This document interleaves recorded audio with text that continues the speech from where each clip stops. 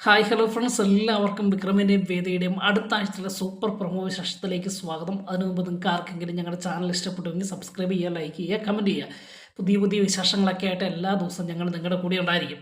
അപ്പം വിക്രമിൻ്റെയും വേദിയുടെയും അടുത്ത ആഴ്ചയിലെ എപ്പിസോഡിൽ വമ്പൻ തകർപ്പൻ എപ്പിസോഡ് തന്നെയാണ് കേട്ടോ. വളരെ ദുഃഖകരവും അതിലുപരി വളരെ രസകരവുമായ ചില നിമിഷങ്ങളൊക്കെ നമുക്ക് വേണ്ടി സമ്മാനിക്കുന്നുണ്ട്. അപ്പോൾ ഇന്നത്തെ എപ്പിസോഡിൽ നമ്മൾ കാണാൻ പോകുന്നത് നമ്മുടെ വിക്രമും ശ്രീനിയുടെ ഭാര്യയായ തൻ്റെ മേഡം അല്ലെങ്കിൽ വിക്രമിൻ്റെ മേടവും ആ നെയ്യാറ്റിൻകര നാരായണസ്വാമിയെ കാണാൻ പോകുന്ന ഒരു രസകരമാകുന്ന നിമിഷമാണ്. അപ്പോൾ നാരായണസ്വാമി വിക്രമിനെ രസകരമായി ചില കാര്യങ്ങൾ പറഞ്ഞ് മനസ്സിലാക്കുകയും അങ്ങനെ വേദ തൻ്റെ ജീവിതത്തിൽ ഒരു വിഷകന്യകയാണ് എന്ന് വരുത്തി തീർക്കുകയും ചെയ്യുന്ന ഒരു രസകരമാകുന്ന ചില നിമിഷങ്ങളൊക്കെ ഉണ്ട് കേട്ടോ. കാരണം ഈ നെയ്യാറ്റിൻകര നാരായണസ്വാമി എന്ന് പറയുന്നത് യഥാർത്ഥത്തിൽ ഒരു സ്വാമിയല്ല, പക്ഷെങ്കിൽ ഒരു ശാസ്ത്രപരമായിട്ട് ചില കാര്യങ്ങൾ സംസാരിക്കുന്ന ആളായിട്ടാണ് നമ്മൾക്ക് കാണാൻ കഴിയുന്നത്. എന്നാൽ അദ്ദേഹത്തിൻ്റെ യഥാർത്ഥ സ്വഭാവം നമുക്ക് ഇന്നത്തെ എപ്പിസോഡിനും ഒരു മധ്യഭാഗത്തിൽ കാണാൻ കഴിയുന്നുണ്ട്. ഇദ്ദേഹം ഒരു മദ്യപാനിയും അതുപോലെ ആളുകളെ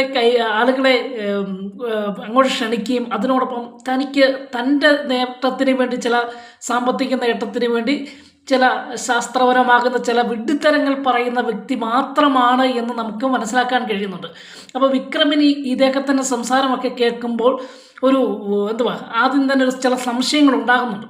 എന്നാൽ ഈ ശ്രീനി സാറിൻ്റെ ഭാര്യ അടിയുറച്ച് വിശ്വസിക്കുന്നത് കൊണ്ട് തന്നെ അത് മേഡമാണല്ലോ തന്നെ കൊണ്ടുപോയത്. അതുകൊണ്ട് തന്നെ നമ്മുടെ വിക്രമിന് ഇദ്ദേഹത്തോട് തിരിച്ച് മറുചോദ്യങ്ങൾ ചോദിക്കാൻ പറ്റാത്ത അവസ്ഥയും അതുപോലെ എല്ലാം കേട്ടിരിക്കുന്ന ചില ഒരു അവസ്ഥയുമൊക്കെയാണ് കാണുന്നത്. അതിനുശേഷം എന്തായാലും ഈ നെയ്യാറ്റിൻകര നാരായണസ്വാമി പറഞ്ഞു വരുന്നത് വിക്രമിൻ്റെ ജീവിതത്തിൽ ഒരു നെഗറ്റീവ് എനർജി ഉണ്ട്. അത് ഒരു വിഷകന്യക അല്ലെങ്കിൽ വീട്ടിലേക്ക് കയറി വന്ന ഒരു സ്ത്രീ ആയിരിക്കും, ഒരു എതിർലിംഗക്കാരിയായ ലിംഗക്കാരിയാണ്, അതായത് വേദയാണ് എന്ന് വിക്രമിൻ്റെ മനസ്സിനെ ഉറപ്പിക്കുന്ന ചില കാര്യങ്ങൾ. ഒന്നാമത് വിക്രമിന് വേദയെ കാണുന്നത് ദേഷ്യമാണ്. അതിനിടയിൽ ഈ സ്വാമിയുടെ ചില വാക്കുകളൊക്കെ വിഡ്ഢിത്തരം പറയുന്നൊരു സ്വാമി, അങ്ങനെ ചില വാക്കുകളൊക്കെ നമ്മുടെ വിക്രമിനെ ഒരുപാട് സ്വാധീനിക്കുന്നുണ്ട്. അങ്ങനെ വിക്രം എന്തായാലും അവിടുന്ന് കാര്യങ്ങളൊക്കെ കേട്ടതിന് ശേഷം ഈ കാറിലിരുന്ന് തിരിച്ചു പോവുക. അപ്പോൾ ഈ കാറിലിരുന്ന് കാര്യങ്ങൾ തൻ്റെ മേഡത്തോട് പറയുക. അദ്ദേഹം പറഞ്ഞ കാര്യങ്ങൾ അത്ര ശരിയാവുന്നില്ലല്ലോ മേഡം എന്ന് പറയുമ്പോഴത്തേക്ക് ശ്രീനിയുടെ വൈഫ് അല്ലെങ്കിൽ മേഡം പറയുകയാണ്, അല്ല, എല്ലാ കാലത്തും എല്ലാവരും പറ്റിക്കാൻ പറ്റത്തില്ല. പലരെയും ഒരാളെ നമുക്ക് കുറച്ച് കാലത്തേക്ക് പറ്റിച്ചേക്കാം, എന്നാൽ എല്ലാ കാലത്തും എല്ലാവരെയും പറ്റിക്കാൻ കഴിയത്തില്ല വിക്രമേ. അതുകൊണ്ട് തന്നെ അവരുടെ ആ സ്വാമിയുടെ വീടിൻ്റെ മുറ്റത്ത് തന്നെ കണ്ടില്ല എത്ര കാറുകളാണ് വന്ന് കിടക്കുന്നത്, എത്ര സ്ഥലങ്ങളിൽ നിന്ന് എത്ര പ്രഗത്ഭരായ ആളുകളാണ് കാര്യങ്ങൾ അറിയുവാനും പരിഹരിക്കുവാനും വന്ന് നിൽക്കുന്നത്. അതുകൊണ്ട് നമ്മൾ അവിശ്വസിക്കേണ്ട, അദ്ദേഹം പറഞ്ഞ കാര്യങ്ങളൊക്കെ ശരിയാണ് എന്ന് വിക്രമിനോട് പറയുകയാണ്. അങ്ങനെ വിക്രമിൻ്റെ മനസ്സിൽ ഈ കാര്യങ്ങൾ, ഈ നാരായണസ്വാമി പറഞ്ഞ കാര്യങ്ങൾ സത്യമാണെന്ന് വരുത്തി തീർക്കുന്ന, അറിഞ്ഞുകൊണ്ടല്ലെങ്കിൽ പോലും വരുത്തി തീർക്കുകയും അങ്ങനെ വിക്രമിൻ്റെ മനസ്സിൽ ഒരു വിഷം കുത്തിവെക്കുന്ന ഒരു അനുഭവമൊക്കെയാണ് നമ്മൾ കാണുന്നത്. അങ്ങനെ വിക്രം ഇങ്ങനെ ആലോചിച്ച് വീട്ടിൽ ചെന്നിട്ട് വിക്രമിന് ഒരു അസ്വസ്ഥത എന്നും ചെല്ലുന്നതിനേക്കാൾ വിഭിന്നമായി അല്ലെങ്കിൽ വ്യത്യസ്തമായി വിക്രം പല കാര്യങ്ങളും ആലോചിച്ച് ഇങ്ങനെ നടക്കുകയും അതിനുശേഷം വീടിൻ്റെ ഈ തിണ്ണയിൽ വന്ന് ഇങ്ങനെ ആലോചിച്ചിരിക്കുക. ഈ സമയത്താണ് നമ്മുടെ വിഷം ചില ഒരു പാത്രത്തിൽ ചില ആഹാരങ്ങളൊക്കെ ആയിട്ട് കഴിച്ചുകൊണ്ട്, എപ്പോഴും അദ്ദേഹത്തിന് കഴിച്ചുകൊണ്ടിരിക്കുന്നൊരു ശീലമാണല്ലോ, കഴിച്ചുകൊണ്ട് വരികയും അങ്ങനെ വിക്രമിനെ ചെന്ന് തൊടുകയാണ്. അപ്പം വിക്രം പെട്ടെന്ന് ഞെട്ടിപ്പോവാം. അപ്പം ഇത് വിക്രം ഞെട്ടിയപ്പോൾ വിഷവും ഞെട്ടുന്നുണ്ടല്ലോ. എന്തായാലും വിക്രമിൻ്റെ സ്വഭാവം വിഷം തൻ്റെ ചേട്ടനാണെങ്കിൽ പോലും അറിയാമല്ലോ. അങ്ങനെ ചില കാര്യങ്ങളൊക്കെ ചെറിയ രീതിയിൽ ഉപദേശിക്കുക. നീ എന്താണ് ഇങ്ങനെ പതിവില്ലാതെ ഇവിടെ വന്നിരിക്കുന്നതൊക്കെ ചോദിച്ച് ഇങ്ങനെ വിക്രമനോട് ചോദിച്ചുകൊണ്ടിരിക്കും. ചേട്ടൻ ഇവിടെ വന്നിരിക്കുക, ചില കാര്യങ്ങൾ എനിക്ക് സംസാരിക്കാനുണ്ടെന്ന് പറയും. അപ്പോൾ പെട്ടെന്ന് വിഷം ചിന്തിക്കുക, ഇവരങ്ങനെ സംസാരിക്കുന്ന വ്യക്തിയല്ലല്ലോ, വന്നു കഴിഞ്ഞാൽ അന്നേരം തന്നെ ദേഷ്യത്തോടു കൂടി തന്നെ മുറിയിൽ പോയിരിക്കുന്ന വ്യക്തി ഇന്നെന്താണ് ഈ തിണ്ണയിൽ വന്നിരിക്കുന്നത്, എന്തായാലും പറയുന്നത് കേൾക്കാമെന്നുള്ള രീതിയിൽ വിഷം വന്ന് ആ വിക്രമിനോടൊപ്പം ഇരിക്കുകയും എന്താണ് നിനക്ക് പറയുവാനുള്ളത് എന്നൊക്കെ ചോദിച്ച് രസകരമായ രീതി വിഷം വിക്രമിനോട് ചോദിക്കുമ്പോൾ വിക്രം വിഷത്തിനോട് ചോദിക്കുക, വിശ്വേട്ടന് ഈ വിശ്വാസത്തിലൊക്കെ കാര്യങ്ങളുണ്ടോ, അല്ലെങ്കിൽ ഈ അല്ലെങ്കിൽ ഈ ശാസ്ത്രപരമായ കാര്യങ്ങൾക്ക് എന്തെങ്കിലും വിശ്വാസമുണ്ടോ എന്ന് ചോദിക്കുകയാണ്. അങ്ങനെ ഈ നാരായണസ്വാമിയെ കണ്ട കാര്യങ്ങളും സംസാരിച്ച കാര്യങ്ങളും അങ്ങനെ വിഷകന്യക ആയിട്ടൊരു വ്യക്തി ഉണ്ടെന്നൊക്കെ കാര്യം ഇങ്ങനെ വിശ്വത്തോട് പറയുമ്പം വിശ്വം പറയാണ്, ഞാനിതൊക്കെ കേട്ടിട്ടുണ്ട്, എന്നാലും എനിക്കത്ര വിശ്വാസമൊന്നുമില്ല എന്ന് പറയുകയാണ്. അപ്പോൾ വിക്രം പറയും, എനിക്കെന്നാൽ ഇപ്പോൾ വിശ്വാസമായി, എനിക്ക് എൻ്റെ ജീവിതത്തിൽ ഞാൻ വിവാഹം കഴിച്ചതിന് ശേഷമാണല്ലോ ഞാൻ എത്ര ദുരിതങ്ങൾ അനുഭവിച്ചു, പല പ്രാവശ്യവും ജയിലിൽ കയറേണ്ടി വന്നു, പല അപകടങ്ങൾ സംഭവിക്കേണ്ടി വന്നു. ഇതൊക്കെ എൻ്റെ ജീവിതത്തിലുണ്ടായത് എൻ്റെ വിവാഹശേഷമല്ലേ എന്ന് ചോദിക്കുക. അപ്പോൾ വിഷം പറഞ്ഞു, അതിൻ്റെ ഒന്നുമല്ല, നീ നേരത്തെ മുതലേ കൂലിത്തല്ലും പരിപാടിയൊക്കെ ആയിട്ട് നടക്കുകയല്ലേ എന്ന്. അല്ല, എൻ്റെ ജീവിതത്തിൽ ഞാൻ ഈ നാരായണസ്വാമിയെക്കുറിച്ച് കേൾക്കുകയും അങ്ങനെ നാരായണസ്വാമിയുടെ അടുക്കൽ ചെല്ലുകയും ചെയ്തു. അപ്പോൾ ആ സമയത്ത് നാരായണസ്വാമിയാണ് പറഞ്ഞത്, നിൻ്റെ ജീവിതത്തിൽ ഒരു നെഗറ്റീവ് എനർജി ഉണ്ട്, അതൊരു സ്ത്രീയാണെന്നും നിൻ്റെ ജീവിതത്തിലേക്ക് കയറി വന്ന ഒരു സ്ത്രീയാണെന്നും പറഞ്ഞിട്ടുണ്ട്.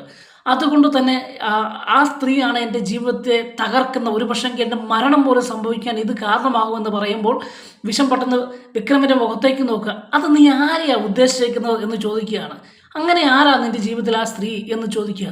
അപ്പോൾ വിഷം പറയാം, അത് വേറെ അല്ല, നമ്മുടെ വിക്രം പറയാം, അത് വേറെ ആരാ, ആ വേദ തന്നെയാണ് എന്ന് പറയുക. അപ്പോൾ ഇതെല്ലാം കേട്ടുകൊണ്ട് ഇവർ തമ്മിൽ സംസാരിച്ചു കൊണ്ടിരിക്കുന്ന സമയത്ത് നമ്മുടെ വേദ പുറകിൽ വന്ന് നിൽക്കുന്നുണ്ട്. അപ്പോൾ പുറകിൽ വന്ന് നിൽക്കുന്ന വിക്രമും കാണുന്നില്ല.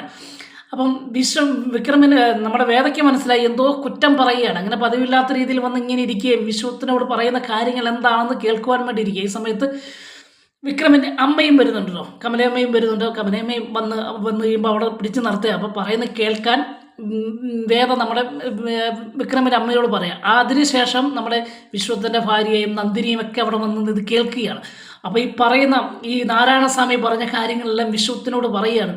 എൻ്റെ ജീവിതത്തിൽ നെഗറ്റീവ് എനർജി അവളാണ് എൻ്റെ ജീവിതം തകർക്കുന്നത് എന്നൊക്കെ പറഞ്ഞുകൊണ്ടിരിക്കുന്ന സമയത്താണ് ഒരുപാട് സമയം കേട്ട് നിന്നപ്പോൾ നമ്മുടെ കമലാമ്മയ്ക്ക് അല്ലെങ്കിൽ വിക്രമിൻ്റെ അമ്മയ്ക്ക് ഇത് ഇഷ്ടപ്പെടാതെ വരികയും പെട്ടെന്ന് ചാടി വിക്രമിൻ്റെ അടുക്കിലേക്ക് വരികയും, അതേടാ ഇവളാണ് നിൻ്റെ ജീവിതത്തിലെ ഏറ്റവും വലിയ വിഷയം അല്ലെന്ന് ചോദിച്ച് വിക്രമിനെ ശ്വാസിക്കുകയും അങ്ങനെ വിക്രമിനെ കുറ്റം പറയുകയും ചെയ്യും. നീ അവൻ്റെ ഒരു സ്വാമി വന്നിരിക്കുന്നു എന്നൊക്കെ പറഞ്ഞ് ഇത്രയും നാൾ നീ കൂലിത്തലും ഗുണ്ടയുമായിട്ട് നടന്നപ്പോൾ ഒരു പ്രശ്നവുമില്ലാത്തതുപോലെയാണല്ലോ നിൻ്റെ സംസാരം എന്ന് കേട്ടാലെന്നൊക്കെ ചോദിക്കുക.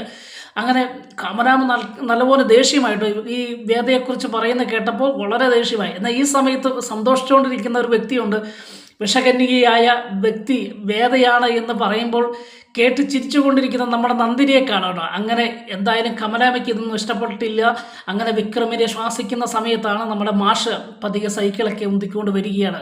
വെളിയിൽ പോയിട്ട് വരുന്ന സമയത്ത് എന്താ കമലെ ഇവിടെ ഒരു ഒച്ചപ്പാട്? ഒന്നാമത് ഈ നാട്ടുകാർക്കെല്ലാം അറിയാം ഇവിടെ ഒരു പ്രശ്ന മേഖലയാണ്, നമ്മുടെ വീട് ഒച്ചപ്പാടും ബഹളവും ഉള്ളൊരു സ്ഥലമാണ്.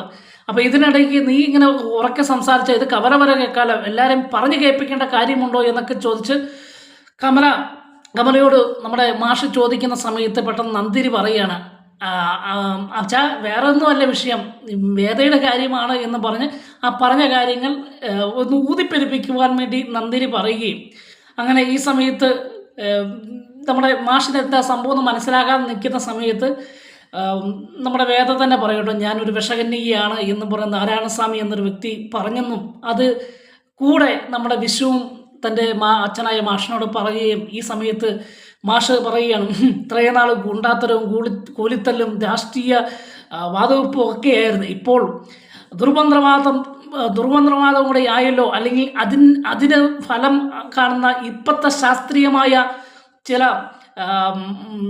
കാര്യങ്ങളിലേക്ക് ഇവൻ വന്നല്ലോ എന്നൊക്കെ ചോദിച്ച് വിക്രമിനെ പരിഹസിക്കുകയും അല്ലെങ്കിൽ വിക്രമിനെ കളിയാക്കുകയും ചെയ്യുന്ന മാഷിനെ കാണാം. ഈ സമയത്ത് വേദയോടായിട്ട് പറയുന്നുണ്ട്, വേദ മോളെ, നിന്നെ ഞാൻ ഇവിടെ വന്നപ്പോൾ, നീ താലിയിട്ടുകൊണ്ട് ഇവിടെ വന്നപ്പോൾ നിന്നെ ഞാൻ ഈ വീട്ടിൽ നിന്ന് ഇറക്കി വിടുകയും നിനക്ക് മുഖം തരാതിരിക്കുകയും ചെയ്തത് നിന്നോടുള്ള സ്നേഹക്കുറവുകൊണ്ടൊന്നുമല്ല, മറിച്ച് ഇതുപോലെയുള്ള ഈ ആഭാസൻ്റെ കൂടെ നിന്ന് നിൻ്റെ ജീവിതം നശിപ്പിക്കേണ്ടല്ലോ എന്നോർത്ത് മാത്രമാണ്. അതുകൊണ്ട് മാത്രമാണ് നിന്നെ ഞാൻ അവഗണിച്ചത്. ഇനിയും നിനക്ക് സമയം പോയിട്ടില്ല. ഇനിയും നിൻ്റെ ജീവിതം ഇങ്ങനെ നശിപ്പിക്കാതെ നിനക്ക് നല്ല രീതിയിൽ അല്ലെങ്കിൽ നിൻ്റെ ജീവിതം തകർക്കാതെ നിനക്ക് മടങ്ങിപ്പോകാൻ അവസരമുണ്ട് എന്ന് വേദയോട് നമ്മുടെ മാഷ് പറയുകയും ചെയ്യും കേട്ടോ. എന്നിട്ട് ഒടുവിൽ ഒരു കാര്യങ്ങൾ പറയുന്നുണ്ടോ, വജ്രം മന്ദബുദ്ധികൾക്ക് അത് വെറും ഒരു വെള്ളാരക്കല്ല് മാത്രമായിരിക്കും, ബുദ്ധിയില്ലാത്തവർക്കൊരു വെള്ളാരക്കല്ല് മാത്രമായിരിക്കും, അതിൻ്റെ മഹിമ അതിൻ്റെ വില എന്തെന്ന് അവർക്കറിയത്തില്ല.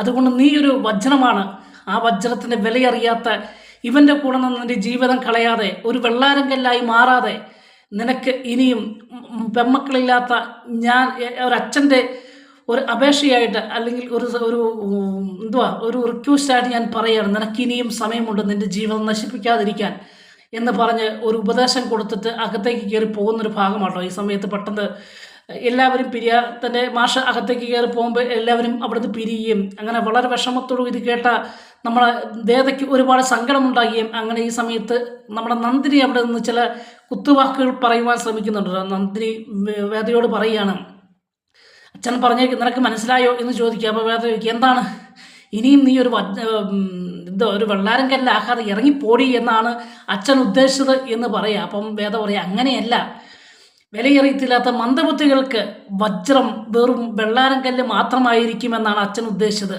അതുകൊണ്ട് മന്ദബുദ്ധി എന്ന് ഉദ്ദേശിച്ചത് ഈ വിക്രമിനോടൊപ്പം ഏട്ടത്തെയും കൂടിയാണ് എന്ന് പറയുകയും അങ്ങനെ അതിന് ചുട്ട മറുപടി കൊടുക്കുന്ന വേദയുമാണ് നമ്മൾ കാണുന്നത്. അതിനുശേഷം വളരെ സങ്കടത്തോടു കൂടി കണ്ണുനീരണിഞ്ഞ് നിൽക്കുന്ന വേദ അവിടെ തിണ്ണയിൽ ഇരിക്കുന്ന ഒരു ഭാഗത്തോടു കൂടിയാണ് ഇന്നത്തെ എപ്പിസോഡ് അവസാനിക്കുന്നത്. അതിനുശേഷം അടുത്ത ആഴ്ചത്തെ എപ്പിസോഡാണ് വമ്പൻ ട്വിസ്റ്റ് എന്ന് പറയുന്നത്. അടുത്ത ആഴ്ചത്തെ എപ്പിസോഡിൽ കാണാൻ പോകുന്നത് നമ്മുടെ വിക്രമിന് ഒരു കന്യകയായിട്ട് ആ സ്വാമി കള്ളുകൂടിയനാണെങ്കിലും, അതായത് ഇതിനിടയിൽ ഈ വിക്രമും മേഡവും അവിടുന്ന് പോകുമ്പോൾ തന്നെ നമ്മുടെ ഈ നാരായണസ്വാമി മദ്യമെടുത്ത് കഴിക്കുന്നതൊക്കെ രസകരമായ രീതിയിൽ നമുക്ക് കാണാൻ കഴിയുന്നുണ്ട്. അതിനുശേഷം അടുത്ത ആഴ്ച എപ്പിസോഡിലേക്ക് വരുമ്പോൾ കാണുന്നത് വേറെ ഒന്നുമല്ല, നമ്മുടെ വിക്രമിൻ്റെ ജീവിതത്തെ കാർന്നു തിന്നുവാൻ വരുന്ന വേദയല്ല, ആ വിഷകന്യക വേറെ ആരുമല്ല. കഴിഞ്ഞ ദിവസത്തെ എപ്പിസോഡ് നമ്മൾ കണ്ടു, വിക്രമിൻ്റെ വീടിൻ്റെ അടുക്കൽ ഒരു സുന്ദരിയായ ഒരു പെൺകുട്ടി വാടകയ്ക്ക് വരുന്നുണ്ട്. നമ്മുടെ വിക്രമിൻ്റെ ചേട്ടൻ തന്നെ വാടകയ്ക്ക് എടുത്തു കൊടുക്കുന്ന ഒരു വ്യക്തിയുണ്ടല്ലോ, സ്ത്രീ ഉണ്ടല്ലോ. ആ സ്ത്രീ വിക്രമിൻ്റെ ജീവിതത്തിലും വിക്രമിൻ്റെ വീട്ടിലും കയറി വരികയും അങ്ങനെ ചില പ്രശ്നങ്ങൾ അവരുടെ ജീവിതത്തിൽ ഉണ്ടാക്കുകയാണ്. അങ്ങനെ വിക്രമിൻ്റെ ജീവിതത്തിൽ വലിയ പ്രശ്നമുണ്ടാക്കുകയും അളിഞ്ഞു കയറി, അല്ലെങ്കിൽ നമ്മുടെ വർഷം പറഞ്ഞ വിക്രമിൻ്റെ വീട്ടിലേക്കും വിക്രമിൻ്റെ അമ്മേനെയും വേദനയും ഒക്കെ കാണാൻ ഇടയ്ക്കിടയ്ക്ക് ഈ സ്ത്രീ, അയൽവാസിയായ ഈ പുതിയ സ്ത്രീ കയറി വരികയും അങ്ങനെ വിക്രമിൻ്റെ ജീവിതത്തെ പ്രവേശിക്കുവാൻ ശ്രമിക്കുകയും ചെയ്യുന്ന ചില നിമിഷങ്ങളൊക്കെയാണ് അടുത്ത ആഴ്ചയിലെ എപ്പിസോഡിൽ കാണുന്നത്. അങ്ങനെ ചില പ്രശ്നങ്ങൾ ഉണ്ടാകുകയും ഇതിനിടയിൽ നമ്മുടെ ദീപം കത്തിച്ചു കൊണ്ടുപോകുന്ന വേദയുടെ കയ്യിൽ നിന്ന് നിലവിളക്ക് താഴെ വീഴുകയും ഈ സമയം തന്നെ വിക്രം വെളിയിലേക്ക് പോകുന്ന സമയത്ത് ചില അക്രമങ്ങൾ ഉണ്ടാകുകയും അങ്ങനെ വിക്രമിനെ കുറച്ചാളുകൾ കൂട്ടം കൂടി നിന്ന് രാത്രിയിൽ കല്ലെറിയുകയും അങ്ങനെ അതിനുശേഷം ഒരു പീഡനക്കേസിൽ പ്രതിയാക്കുകയും അങ്ങനെ പോലീസ് അറസ്റ്റ് ചെയ്ത് വിക്രമിനെ സ്റ്റേഷനിൽ കൊണ്ടുപോയി മർദ്ദിക്കുകയും ചെയ്യുന്ന ദുഃഖകരമാകുന്ന ഒരു അനുഭവങ്ങളൊക്കെ ഉണ്ട്. അതിനിടയിൽ നമ്മുടെ വിക്രമിനെ വേദ ആദ്യ എപ്പിസോഡിൽ കാണുന്നുണ്ട്. വിക്രമിനെ വേദ ഈ വിഷകന്യക എന്ന പേര് കൊടുത്തതിന് പരിഹസിക്കുകയും അതുപോലെ വിക്രമിനെ മുറിയിൽ ചെന്ന് രസകരമാകുന്ന രീതിയിൽ അപമാനിക്കുകയൊക്കെ ചെയ്യുന്ന, അല്ലെങ്കിൽ അവരുടെ ജീവിതത്തിൽ കയ്യാങ്കളികളൊക്കെ നടക്കുന്നുണ്ടല്ലോ, അങ്ങനെയൊക്കെ ചില രസകരമാകുന്ന നിമിഷമുണ്ട്. അതിനുശേഷമാണ് എപ്പിസോഡിൻ്റെ അവസാന ഭാഗത്തിൽ വിക്രം ഈ പീഡനക്കേസിൽ പ്രതിയാകുകയും ഇത്രയും നാൾ കൂലിത്തല്ലും അടിപിടിയും രാഷ്ട്രീയ കച്ചവടവും മാത്രമായിരുന്ന വിക്രമിൻ്റെ ജീവിതത്തിലേക്ക് ഒരു പുതിയ കേസ് വരികയാണ്. സ്ത്രീ പീഡന കേസ് വരികയും അങ്ങനെ പോലീസ് സ്റ്റേഷനെ വിറ്റ് വിക്രമിനെ അതിക്രൂരമായി തൻ്റെ ശത്രുക്കളായ പോലീസുകാർ ആക്രമിക്കുകയും റിമാൻഡിൽ വിടുവാൻ ശ്രമിക്കുകയും ചെയ്യുകയാണ്. അങ്ങനെ എന്തായാലും ഇത് നമ്മുടെ മാഷിന് ഒട്ടും സഹിക്കുവാൻ കഴിയാതെ വരികയും ഇതിൻ്റെ അകത്തെ പ്രധാന വിഷകന്യക ആരാണ് എന്ന് വ്യക്തമാക്കുകയും ചെയ്യുന്ന ഒരാഴ്ചയായിരിക്കും അടുത്ത ആഴ്ചയിൽ എപ്പിസോഡ് എന്ന് പറയുന്നത്. വീണ്ടും പുതിയ വീഡിയോകളും നെക്സ്റ്റ് വീക്ക് പ്രൊമോയുമായിട്ട് വരും വരെ എല്ലാവർക്കും ഗുഡ് ബൈ.